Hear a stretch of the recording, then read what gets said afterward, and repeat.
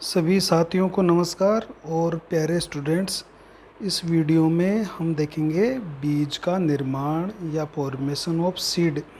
तो इससे पिछला जो वीडियो था इसमें हमने उस वीडियो के अंदर भ्रूण के परिवर्धन के बारे में हमने पढ़ा था कि किस तरह से युग्मनज है वो भ्रूण में विकसित होता है और उस विकास के दौरान क्या क्या परिवर्तन आते हैं और एक बीजपत्री द्विबीजपत्री भ्रूण में आखिर फ़र्क क्या है। तो हमने वो उनके अंदर अंतर या डिफरेंस भी देखे थे और उनका हमने चित्र भी बनाया था। तो जब भ्रूण का विकास पूरी तरह से हो जाता है तो बीज का निर्माण होता है और बीज जो बीजांड होता है, ओवुल्स होता है, वो पूरी तरह से कन्वर्ट होके बीज का ही निर्माण करता है। तो बीजांड बीज का निर्माण करेंगे। तो अपन देखेंगे कि बीजांड में ऐसे कौन कौन से परिवर्तन आते हैं कि वो बीज के अंदर कन्वर्ट हो जाता है।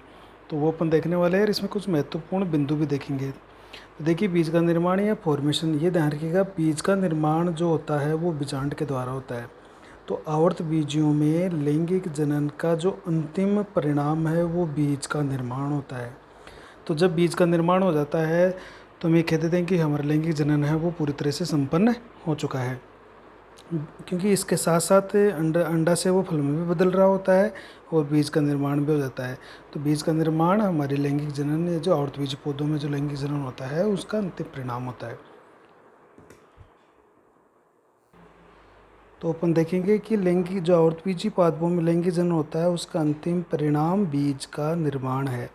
बीज का निर्माण जो होता है वो बीजांड से होता है। ये महत्वपूर्ण बात है यहाँ की। दोहरा निषेचन के बाद बीजांड व अंडाशय में परिवर्तन होते हैं। अंडाशय में परिवर्तन होते हैं जिससे बीजांड तो करेगा बीज का निर्माण और अंडाशय से फल का निर्माण होता है। तो ये दोनों साथ साथ चलता रहता है कि अंडाशय से तो फल बनता रहेगा और बीजांड से बीज का निर्माण होता रहेगा। मतलब पूरा का पूरा बीजांड है वो बीज में कन्वर्ट होता है। तो बीजांड के जो अपन ने संरचना पढ़ी थी कि बीजांड के कौन कौन से भाग होते हैं, तो उसका अपन डिटेल से चित्र बना के पढ़ा था। तो एक बार वो आप वीडियो को ज़रूर देख लें बीजांड वाले को, तो कि ताकि आपको बीजांड के विभिन्न भागों के बारे में पता चल जाए। तो देखिए, अपन ये है अपने बीजांड के विभिन्न भाग और इसमें बीज के निर्माण के दौरान क्या क्या परिवर्तन होते हैं।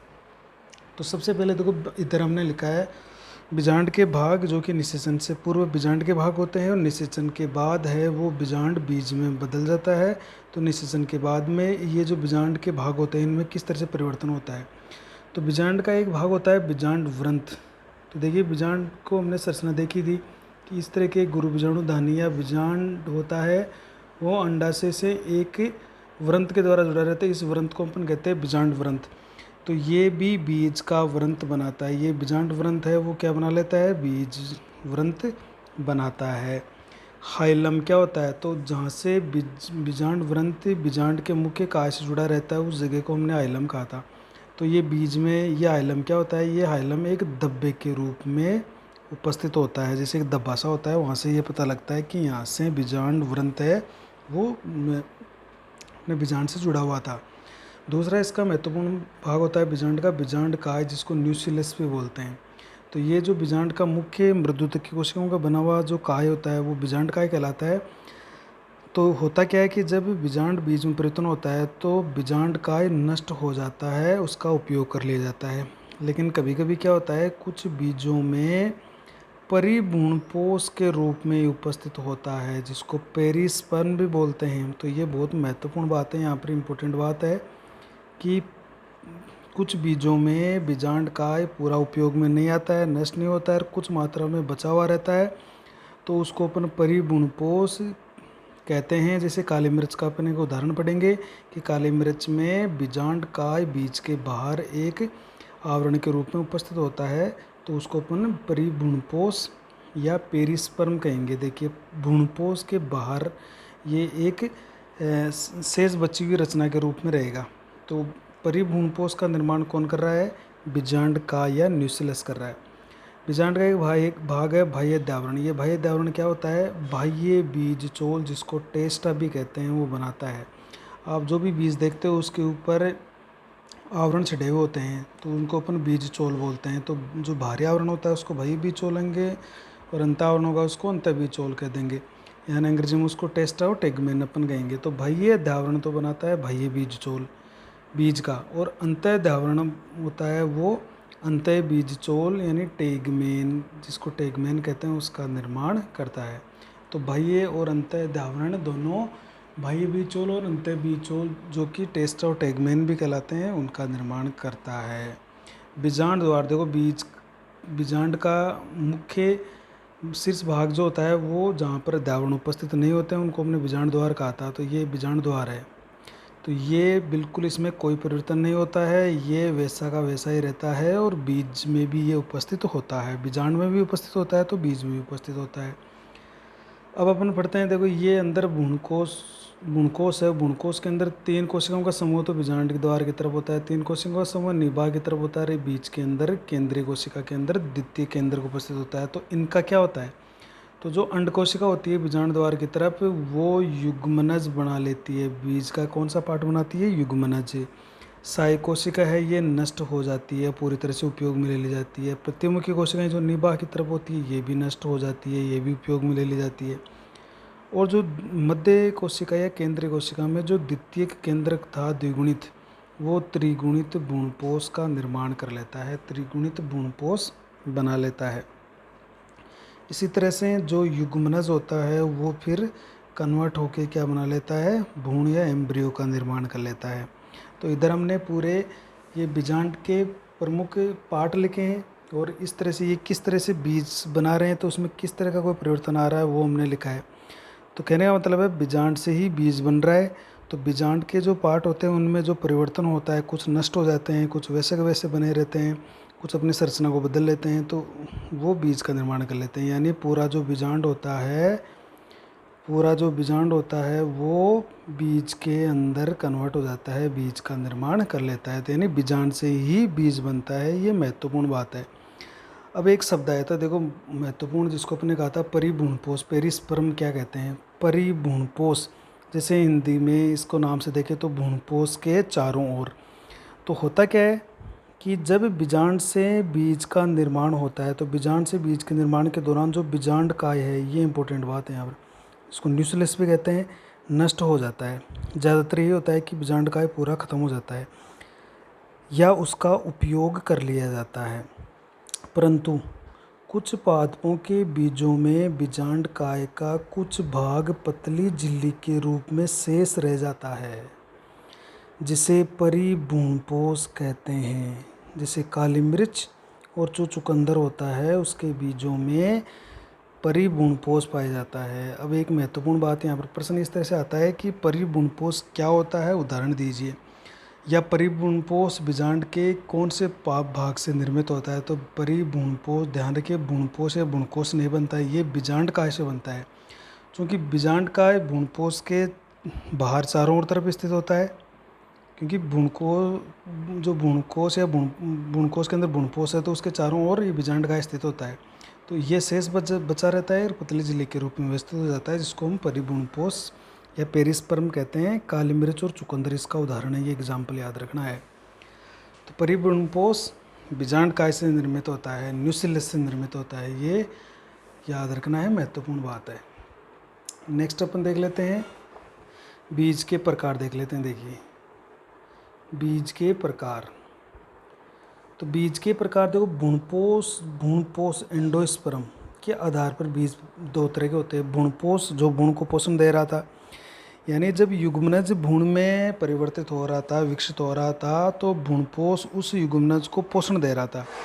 अब जब युग्मनज विकसित होते होते भ्रूण में परिवर्तन हो जाता है या उसका डेवलपमेंट हो जाता है, तो होता क्या है कि कुछ पादपों में तो ये पूरा का पूरा जो भ्रूणपोष बना था वो पूरा का पूरा ही वो युग्मनज काम में ले लेता है भ्रूण बदलने में। कुछ में क्या करता है, युग्मनज पूरी तरह से उसको काम में नहीं लेता है, और जिससे कुछ मात्रा में वो वहाँ पर बच जाता है। तो जिन बीजों में, जिन पादपों के बीजों में यदि भ्रूण के विकास के दौरान भ्रूणपोष शेष बच गया तो उनको तो अपन कहेंगे भ्रूणपोषी बीज, और जिन बीजों में भ्रूणपोष नहीं बचा तो उनको अपन अभ्रूणपोषी बीज कह देंगे। तो सबसे पहले अपन पढ़ेंगे भ्रूणपोषी बीज। देखिए, या इसको एल्बुमिनस बीज भी बोलते हैं, भ्रूणपोषी बीज या एल्बुमिनस बीज। देखिए इसमें एक बीजपत्री भी हो सकते हैं तो द्विबीजपत्री दोनों ही हो सकते हैं। इसमें देखिए, ऐसे बीज जिनमें भ्रूण के विकास के दौरान भ्रूणपोष का पूरी तरह से उपयोग नहीं होता है। तो भ्रूणपोष का उपयोग पूरी तरह से नहीं हो रहा है, इसलिए ये भ्रूणपोषी बीज कहलाएंगे, क्योंकि इनमें बचा हुआ रह जाएगा। तो जब भ्रूण का विकास हो रहा होता है तो भ्रूणपोष का पूरी तरह से उपयोग में नहीं होता है। भ्रूणपोष का अधिकांश भाग शेष रहता है या शेष बच जाता है। ऐसे बीज क्या कहलाएंगे? भ्रूणपोषी बीज कहलाते हैं।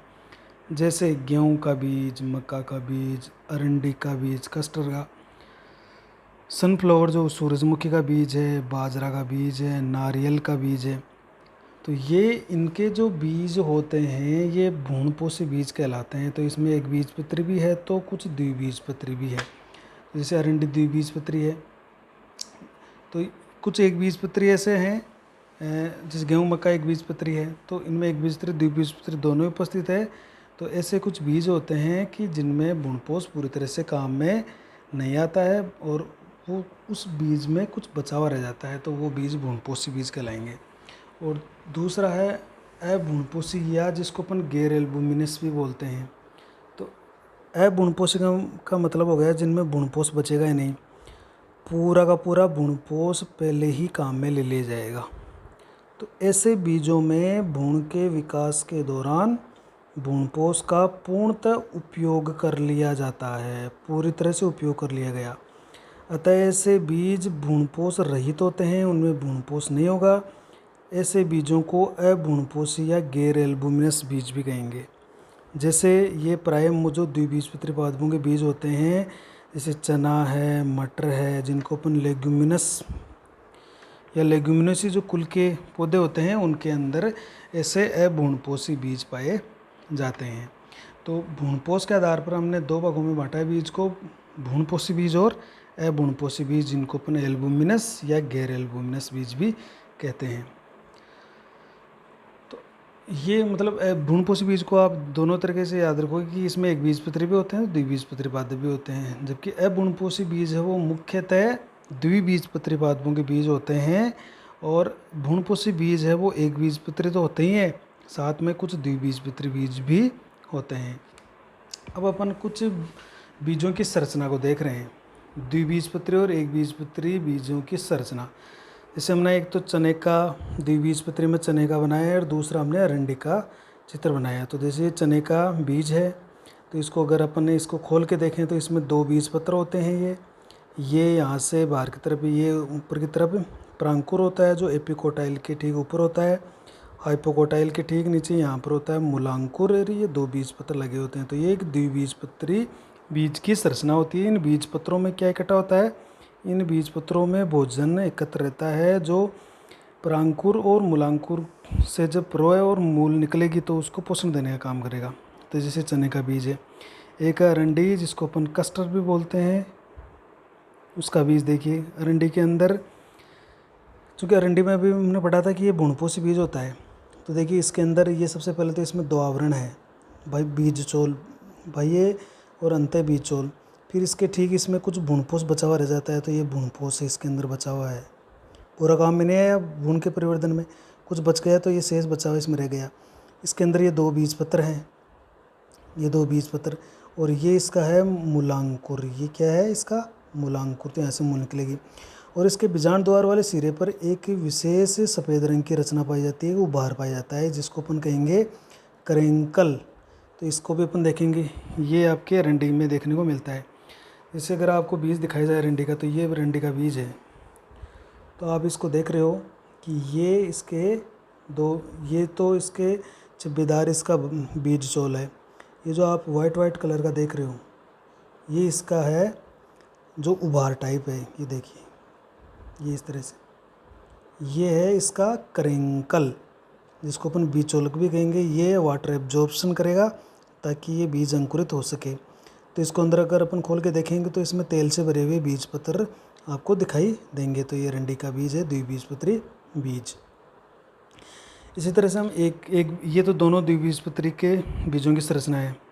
ये है एक बीजपत्री बीज की संरचना। एक बीजपत्री में जैसे कोई गेहूँ देख लेते हैं, तो इसमें ये परांकुर है, ये मूलांकुर है। परांकुर के ऊपर एक आवरण पड़ा था हमने जिसको परांकुर चोल कहा था, कोलियोप्टाइल। इसी तरह से मूलांकुर पर भी एक आवरण होता है, प्रोटेटिक आवरण, सूक्ष्मात्मक आवरण, जिसको मूलांकुर चोल कहते हैं। ये एक बीजपत्री बीजों में पाए जाते हैं।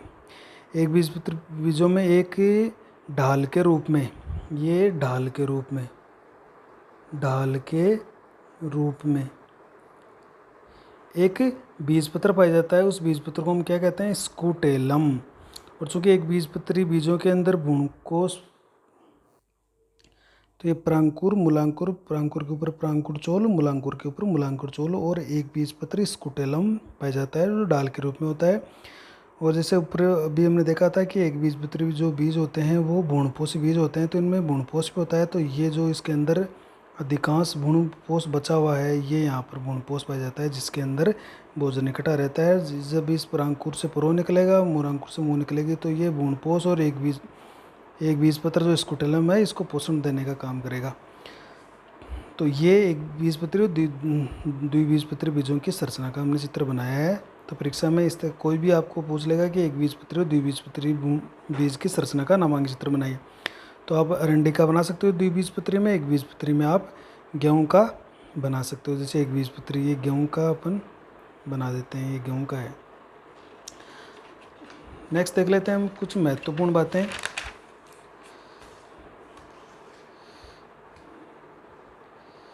कुछ महत्वपूर्ण बिंदु है, हालांकि आपकी किताब में नहीं है, फिर भी आपको ये ध्यान रखना है कि ये होते क्या है।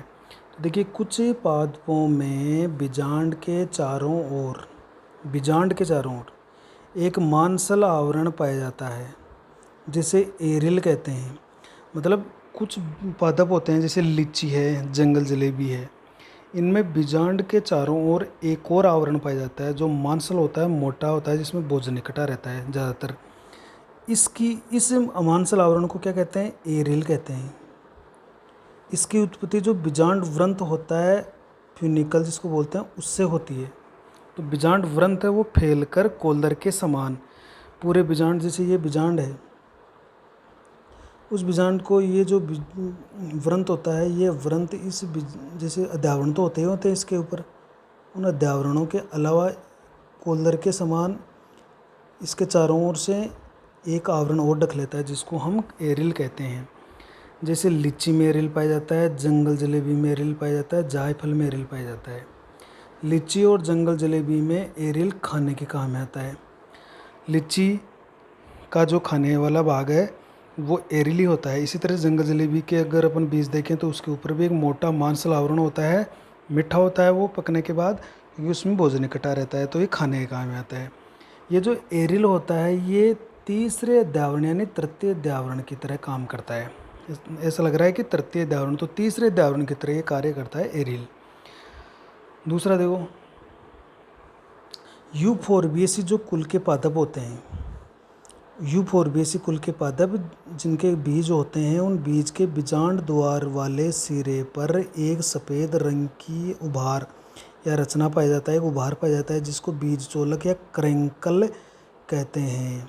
जैसे अभी आपको बताया था कि ये क्रैंकल होता है। ये जो अरंडी का आप कस्टर का बीज देख रहे हो, इसके ऊपर आपको बीजांड द्वार है, ये जो बीज आप देख रहे हो इसके इस सिरे पर बीजांड द्वार है। इस बीजांड द्वार पर एक ये वाइट कलर की सफ़ेद रंग की उभार पाया जा रहा है जो आपको अलग से दिख रहा है, ये उभार कहलाता है क्रैंकल। तो हमने ये लिखा है कि यहाँ पर बीजांड द्वार वाले सिरे पर एक सफ़ेद रंग का उभार पाया जाता है जिसको बीज चोलक या क्रैंकल कहते हैं। क्रैंकल जल अवशोषण करके बीज अंकुरण में सहायक होता है। इसका उदाहरण है अरंडी या कस्टर, जो हमने इसका बीज ले रखा है अरंडी का। इसमें क्रैंकल आपको वाइट कलर का उभार दिख रहा है। ये वाटर, जब इसको नमी मिलती है तो वाटर एब्जॉर्प्शन यहीं से होता है और ये अधिकतम वाटर एब्जॉर्प्शन करके इसे अंकुरण में मदद करेगा। साथ ही इसमें क्या होता है कि ये जो चींटियाँ होती है, इस चींटियाँ इसको एक स्थान से दूसरे स्थान पर ले जाने में, फैलाने में भी काम आता है ये क्रैंकल। तीसरा देखिए, अधिकतर जो एक बीजपत्री पादप होते हैं उन पादपों में जो बीज होते हैं, उस बीजों के बीजांड द्वार के सिरे पर, यानी एक बीजपत्री पादपों में जो बीज होते हैं उनके बीजांड द्वार वाले सिरे पर एक प्लग नुमा संरचना पाई जाती है। जैसे अपन एक गेहूं का बीज देखते हैं, ये देखिए गेहूं का बीज है। इस गेहूं के बीज पर आप अगर इसको देखेंगे तो आपको ये जो यहाँ पर ये इसका बीजाणु द्वार है, इस पर एक बिल्कुल इसके पास में ये प्लगनुमा संरचना इसके अंदर पाई जाती है। तो ये जो प्लगनुमा रचना होती है इसके ऊपर, ये देखिए ये प्लगनुमा रचना है, ये इसमें प्लगनुमा रचना होती है, इसको हम कहेंगे ओपरकुलम। तो एक बीजपत्री पादपों के बीजों में बीजाणु द्वार वाले सिरे पर एक प्लगनुमा रचना पाई जाती है जिसको अपन ओपरकुलम कहते हैं। तो ये कुछ महत्वपूर्ण बिंदु थे अपने बीज से संबंधित। तो आज हमने बीज का निर्माण जो कि बीजाणु से होता है और किस तरह से बीजाणु में परिवर्तन होकर बीज का निर्माण होता है वो हमने पढ़ा है। जो भी साथी, जो भी विद्यार्थी अपनी वीडियो को देख रहे हैं वो अपनी चैनल को सब्सक्राइब करें और बेल आइकन को प्रेस करें ताकि नवीनतम जो वीडियो है उसका नोटिफिकेशन आपको मिलेगा। और अभी भी ये देखने में है कि 55% लोग हैं वो अपने चैनल को सब्सक्राइब नहीं कर रहे हैं, वीडियो ज़रूर देख रहे हैं लेकिन अपने चैनल को सब्सक्राइब नहीं करें। तो अभी आपको आपके चैनल को सब्सक्रिप्शन की ज़रूरत है, तो आप ज़रूर अपने चैनल को सब्सक्राइब करें और बेल आइकन को प्रेस करें। धन्यवाद।